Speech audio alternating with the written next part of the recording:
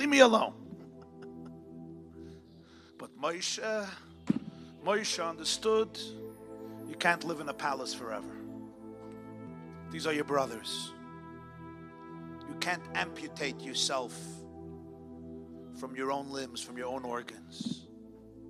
And when one Jew separates from another Jew, it's a form of amputation because we're one. Moshe goes out to his brothers. Vayar b'sivloisam. He sees their pain. He could shut his eyes, he can close his eyes, he can write a check, but he sees their pain. And what's the first thing he sees? So the Torah says he sees an Egyptian man beating a Jew to death. Beating and beating and beating an innocent Hebrew slave to death. And what does Moses do?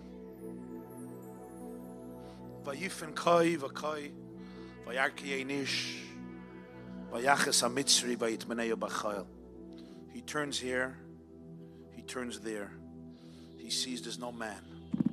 There's no man. Nobody there. He strikes the Egyptian, he kills the Egyptian, he hides him in the sand, and he saves the Jew from death.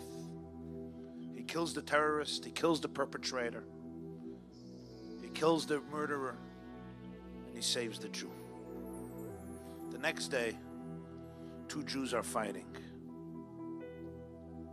And he goes out and he says, why are you fighting with each other? Why do you want to hit your friend?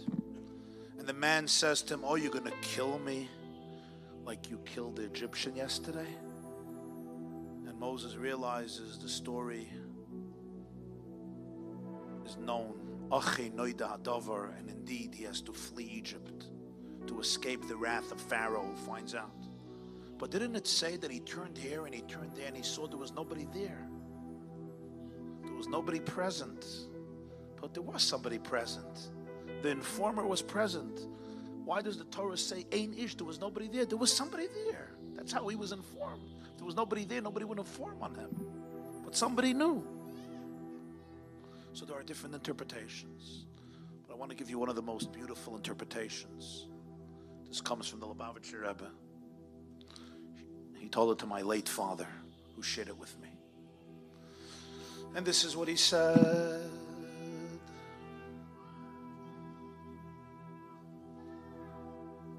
He turned here and he turned there. Vayar kiyenish. And he saw that there was nobody, no man who cares. There was nobody to take a stand. People were observing, but they were also victims. He looked at a Jew being beaten to death, and there was no man. There was nobody to take a position of authority and say, the buck stops here, I'm going to make a difference. Everybody was just sighing and groaning. Said, oh, I'll send a check. How can we help? Vayarki einish. There was no person to stand up to the crime. And Moshe had to make a decision. Will I be like everybody else and just utter a sigh? And I'll say, nobody really cares, why should I care? And Moshe said something else. If there's nobody who cares, that's why I have to care. There's two ways you can live your life, my friend. They say there are three types of people. There are people who watch things happen. There are people who make things happen. And there are people who want to know what happened. You have to decide which one you're going to be. There are three types of Jews. There's like, what happened? Or they make things happen, or they watch things happen. Moshe could have said, everybody goes home to sleep after the cholent. Why should I be different? He saw there was nobody who really cared. He said, I'm going to step up to the plate. I'm going to step up to the plate. In every situation, you see an injustice. You could say, nobody does anything. Why should I be the only Meshugana? The lesson of Moshe, what made him a Jewish leader, is he says, there's no person, but I'm here. I'm going to be the person. I'm going to be the person. I'm not going to look at Jewish blood